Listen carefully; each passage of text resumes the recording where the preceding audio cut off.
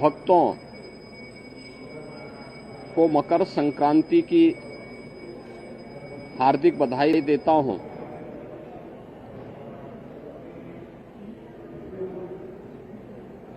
मकर संक्रांति भारत के पावन पर्व और त्योहारों की श्रृंखला का एक ऐसा पर्व है जो जगत पिता सूर्य के प्रति कृतज्ञता ज्ञापित करने का एक उत्सव है। पूरे देश के अंदर अलग अलग नाम और रूपों के आधार पर इस पर्व को सनातन धर्मावलंबी बड़ी श्रद्धा के साथ इस आयोजन के साथ जुड़ते हैं।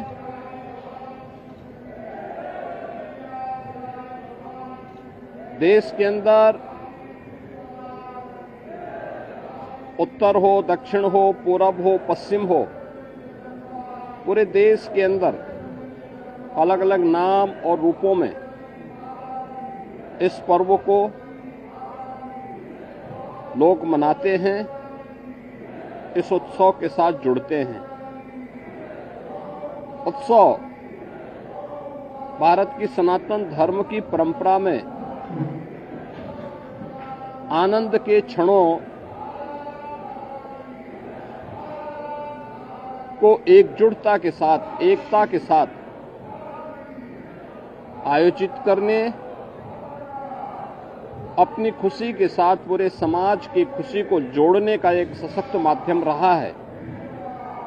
और उसी परंपरा के अनुरूप वहां की आवश्यकता, उस क्षेत्र विशेष की आवश्यकता के अनुरूप भारत की ऋषि परंपरा ने इन पर्वों और त्योहारों को वहां पर संयोजित किया। आज उसकी विराट रूप हम सबको देखने को मिलते हैं। पूरब में असम आदि में आप जाएंगे तो बिहू के रूप में, पंजाब की ओर जाएंगे तो लोहड़ी के रूप में, सुदूर दक्षिण में आप जाएंगे तो पोंगल के रूप में, बंगाल में या महाराष्ट्र में तिलवा संक्रांति के रूप में, उत्तर भारत में आएंगे तो खिचड़ी संक्रांति के रूप में इस महापर्व को आयोजित श्रद्धालु जन करते हैं।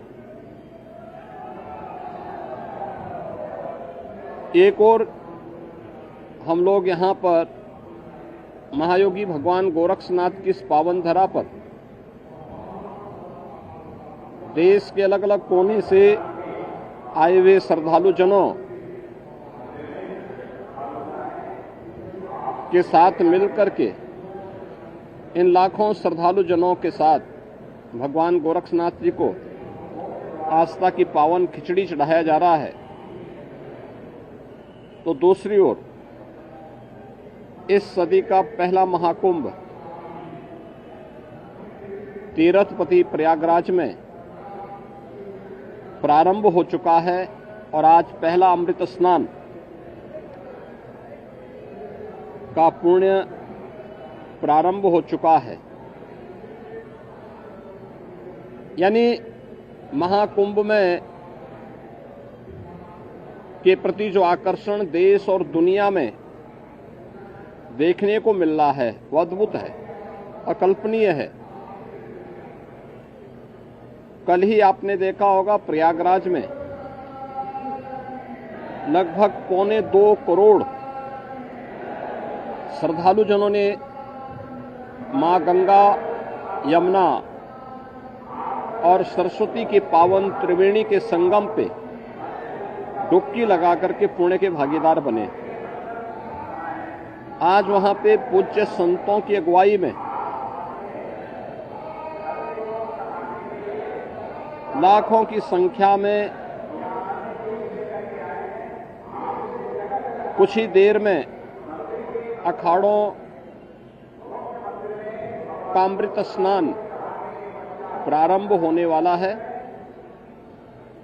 और इसके साथ ही ब्रह्म मुहूर्त में 3 बजे से ही लाखों की संख्या में श्रद्धालुजन अभी से वहां डुबकी लगा रहे हैं, पुण्य के भागीदार बन रहे हैं।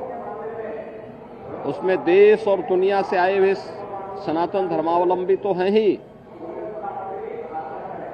साथ साथ सनातन धर्म के प्रति आकर्षित